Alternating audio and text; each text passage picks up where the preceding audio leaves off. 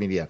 Sherrie, how are you? And our guest today, we're gonna go in an interesting conversation. Who's our We guest? are, we are, we are. Uh, our guest today is an entrepreneur with more than 30 years of leadership experience spanning wine, craft beer, spirits, food, alternate beverages, and cannabis. And his name is Art Masula.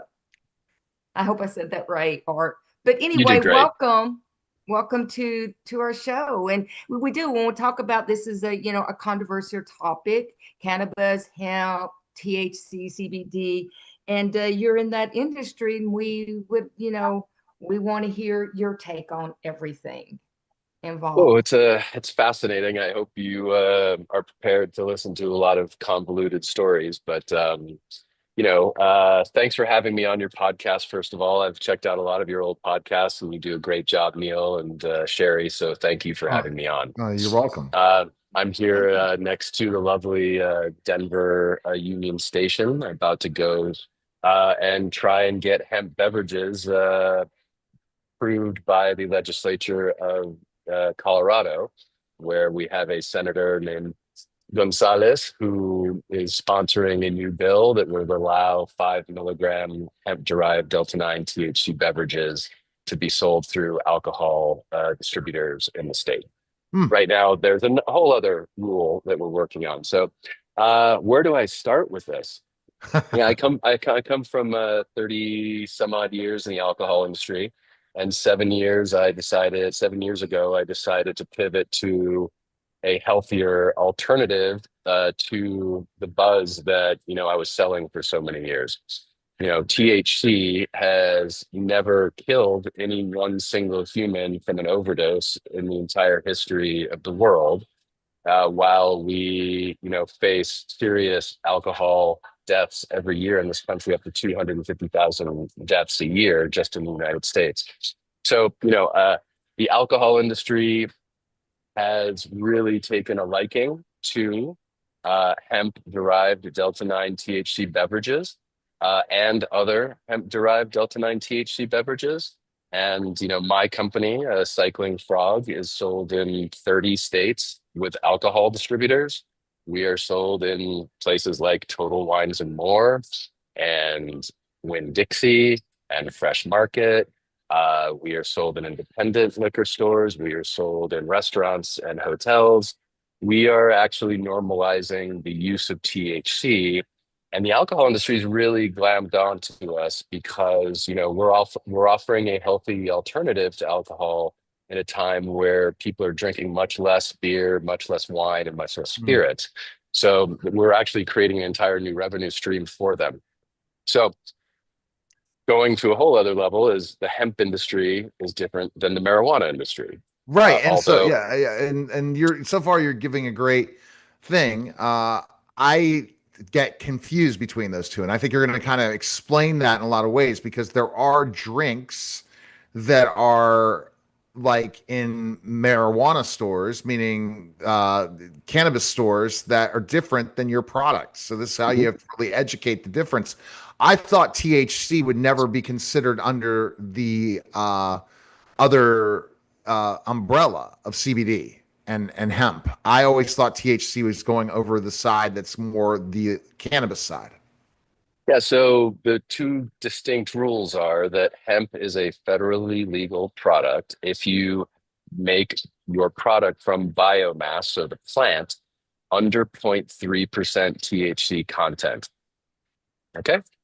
So that's one side. The marijuana industry is not federally legal and has state right rules where you have to grow your marijuana in that state and sell through the chain of custody, and only sell that marijuana and that brand within that state.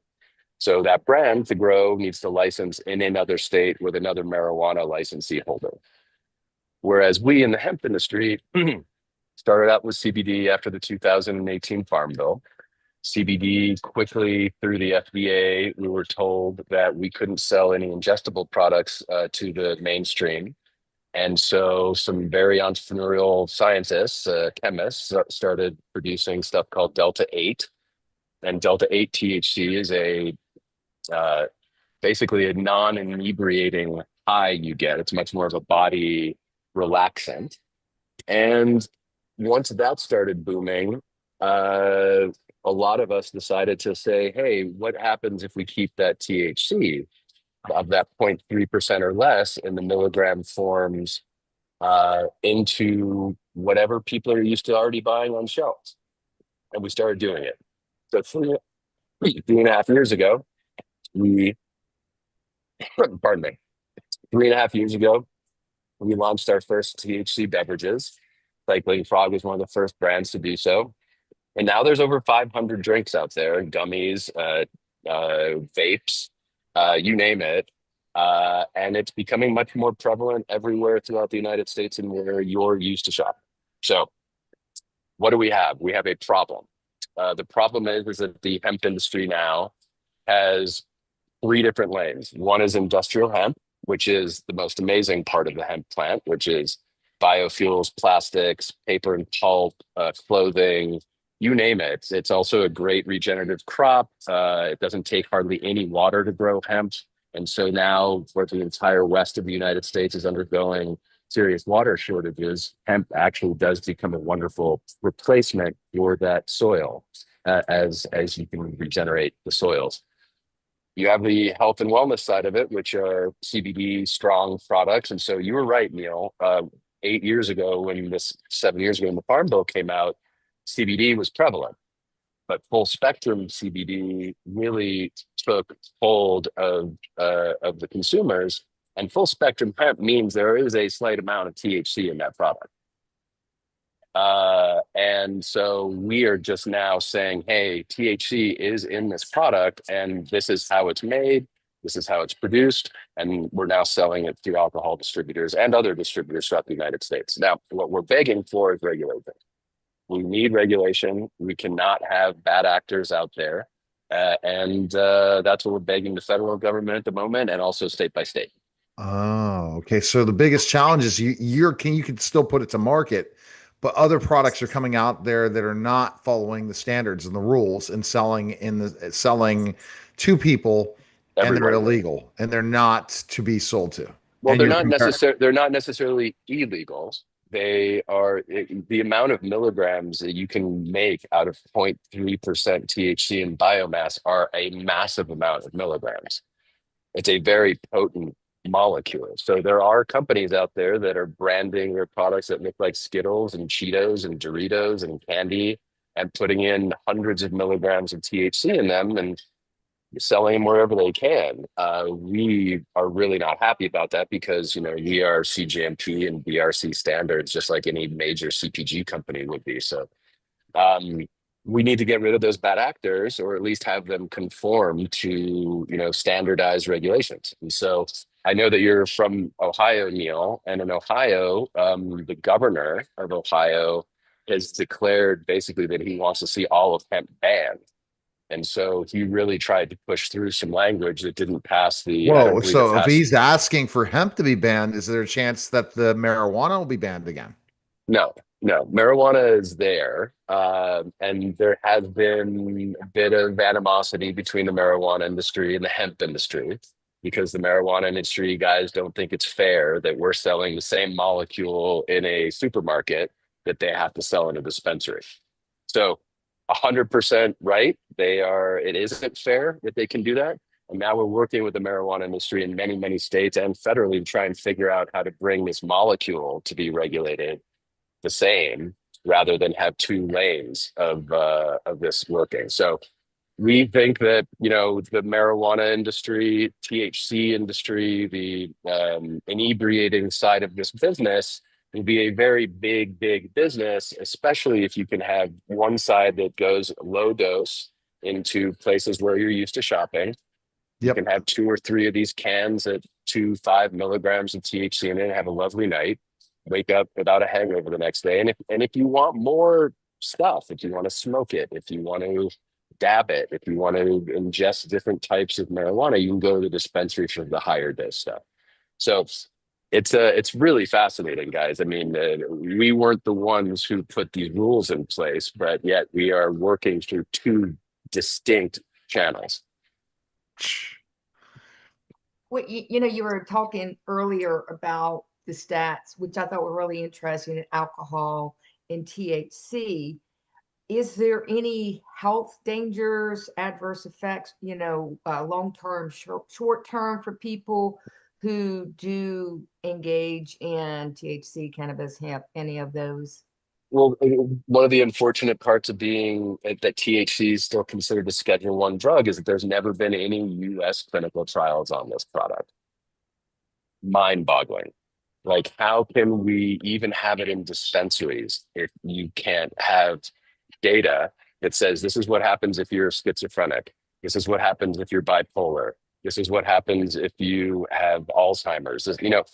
We in the industry are like, hey, if you have a problem, if you have a mental problem, if you have health problems, you got to be really careful. Go see a doctor, make sure that THC is okay with you. Of course, there's very few universities right now teaching about the endocannabinoid system even.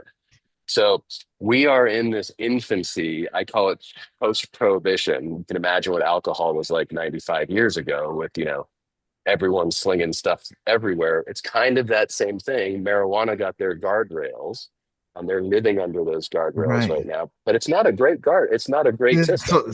And if you go and put this into AI, because again, I get my health information from AI, and who cares what you think or don't think? I know what information to put in there. There aren't huge drawbacks when they talk about, I guess, research when it comes to cannabis, THC, all the different things. But you're right, there have not been enough trials with multiple types of people looking at things and seeing what works, what doesn't work. I think probably smoking it's probably the most dangerous because it's going to end up potential lung cancer, like any of the other things. Bottom line is that could be a potential. I'm not a doctor, so I don't claim to be. But the thing is that there has to be better research. But as I said before, it's interesting when I asked, is Ohio trying to ban cannabis again? Or say, well, we decided this wasn't a good idea, we're out. Like Tennessee voted against, they were Mhm. out. So Yeah, you're in a position in your industry that you can stay the lane. Hopefully, they're not going to vote you out. Are you concerned about that at all? we're incredibly concerned about it, Neil. Ohio is a massive market for us right now. We are being sold. If you go out into, where do you live, Neil? I live in Mentor, Ohio, outside of Cleveland. Okay.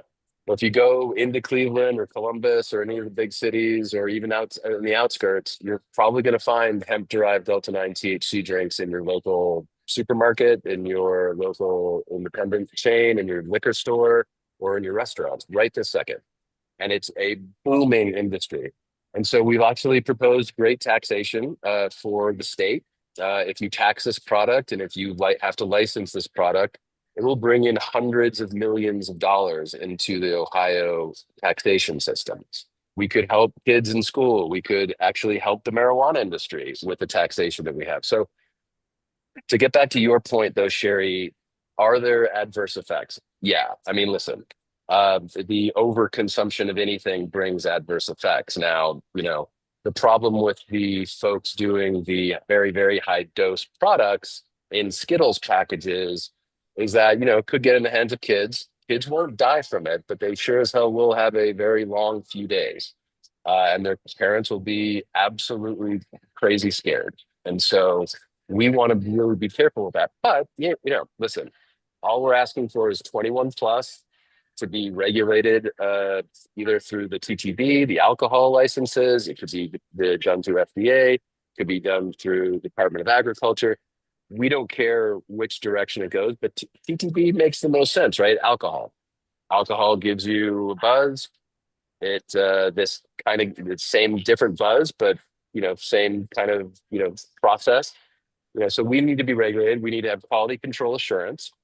And we have to have great label regulations as well. So there's not a craziness of 25 different labels out there for one brand.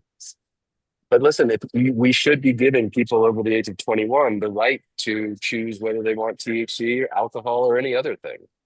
And with the opioid crisis that exists and the all of the drugs that are out there that I didn't even know about when I was in college, and my kids are in their 20s and they know about all these crazy drugs that are all over the place, and THC is not the one that you should be No. worried about. No, so let's jump about what adverse effects do you say? It's more children. Are there any studies out there talking about memory loss for long term? It depends on the strength of it, right? I can only talk about my own memory loss, and I've had a relationship with the plant since the age of 14, and I can tell you that my wife thinks that I still remember stuff. So, I mean, that's one person. Unfortunately, we don't have the data for that, Neil. It's absolutely insane that How can't we have the data unless they choose at one point to it flip things? So it if has to be it has to be descheduled, meaning that you start from scratch, right? And then it doesn't go under all the drug schedules, so you wouldn't be treated like heroin anymore, and right, didn't doctors would President be able Trump to. do something that's starting that process? He's working on. There's lots of rumors about what President Trump is going to be doing. There's descheduling, there's putting it under Schedule 3, there's the consideration of a ban. I mean, you never know, Yeah, but exactly. So if you look at Republican, Democrat, who's the best side that you're seeing without saying that is more pro that's a legalization? that's a hilarious actually question. You didn't know you asked a funny question, but you really did ask a funny question. It's the Republican states. They're doing really well in sales right Huh. now. Yeah, I know. And by the way, this is a bipartisan issue. This is not a No, Republican versus Democrat. but This is a this is a we don't know if the alcohol industry's lobbying all this crap. Oh yeah, So they are. I mean, yeah, it's all, this is the point people see. Studies come out, things come out. There's two sides to everything. yeah. And So you're seeing it. Yeah. the great thing is that the WSWA, the Wine and Spirits Wholesale Association of the United States, Sherrie, I know you know that very well. They have been alongside us in Washington, D.C., asking for regulation of hemp Delta 9 THC. And they believe, the alcohol industry really is a firm believer that this is a great product that they can get behind that will increase their revenue while alcohol sales go down. And they are going down. Alcohol sales Oh, are. yeah, How they much are. I is it mean, going down? I think that the wine industry is down. I used to, I started a winery in Chile and one in Argentina in the early 90s. And Chile, I think, is like 23% down in export sales to the United States. I think the entire wine industry in the United States is about 9% down. Does Craft that have to beer, I do with think, tariffs too?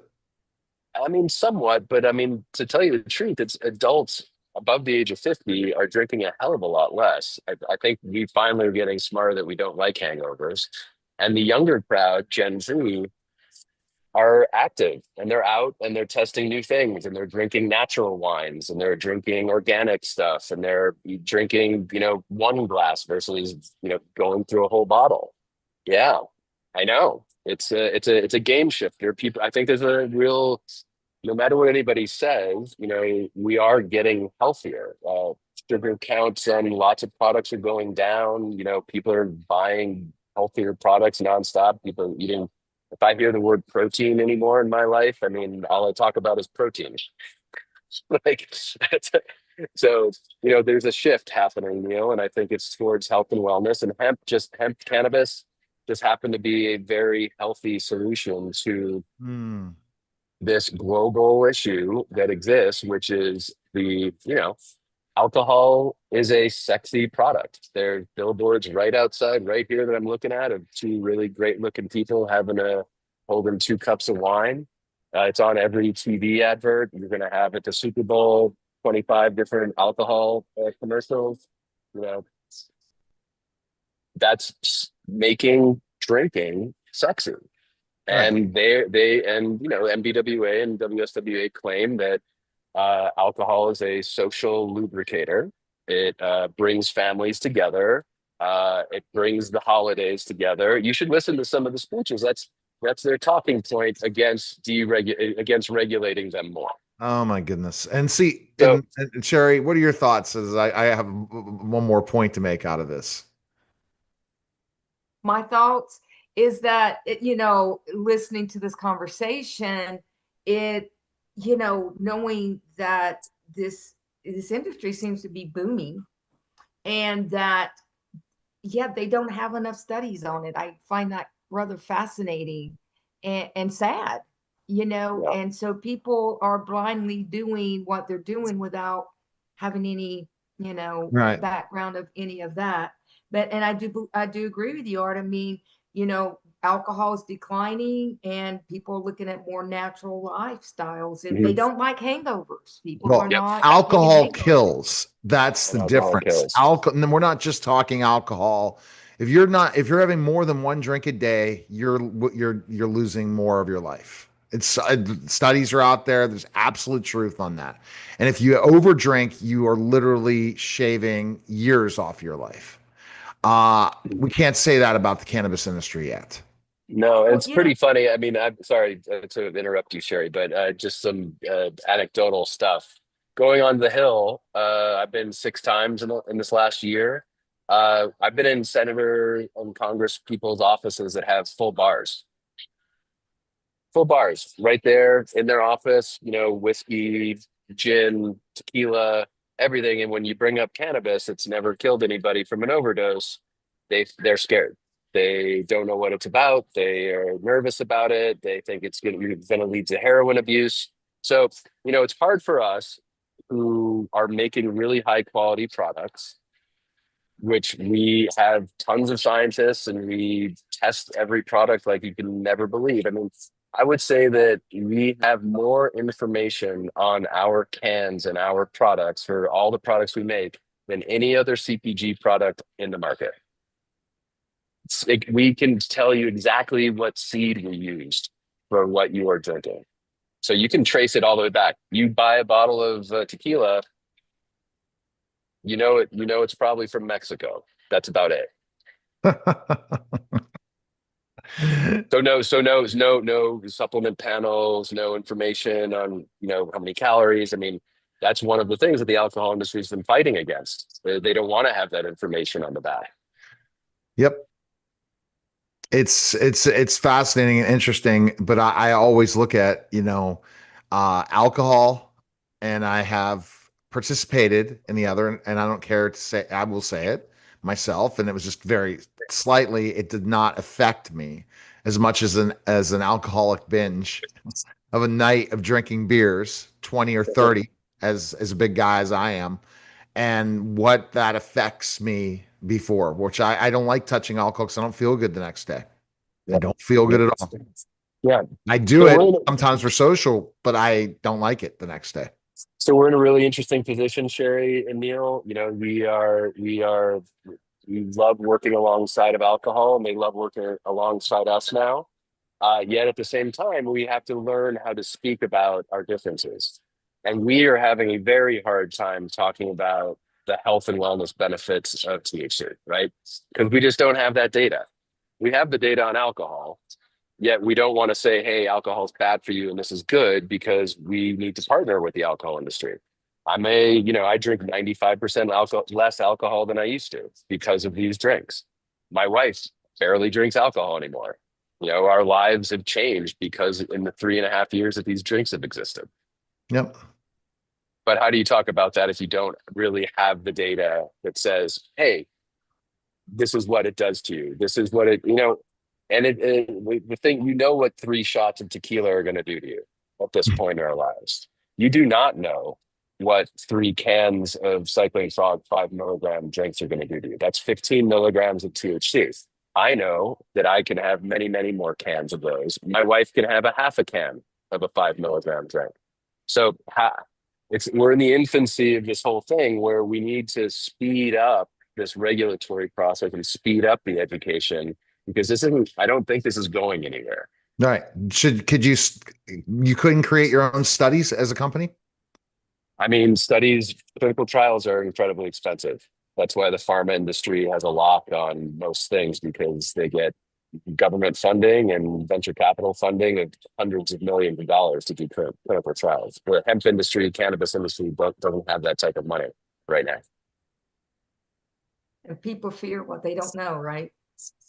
Yeah, exactly. And listen, we are one of the only industries in the nation right now begging for regulation. You can imagine that everyone else wants to be, deregulated. We're like, just give us some guardrails. We have guardrails. The hemp farm bill gave us some guardrails, but truly not enough.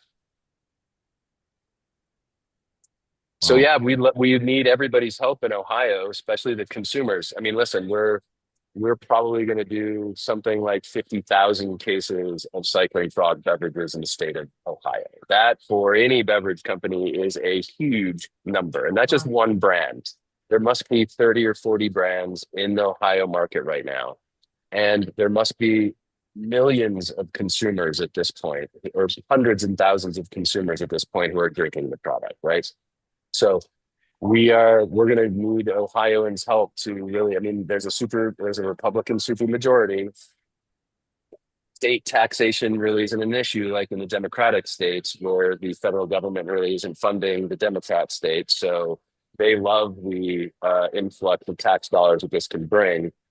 We really need to work hard with the governor's office. And I really do believe that this is an educational platform. Hey guys, these are the stats we have from alcohol. These are the stats we have from THC. Let's really sit down and go over what this could look like. Okay. Well, Sherrie, what do you think after this conversation? This is some fascinating stuff. I have been educated, I do believe, because you have said so many things I didn't know, Art. I mean, it was, you being so close and immersed in that industry, those things. And then I guess this is part of the education process.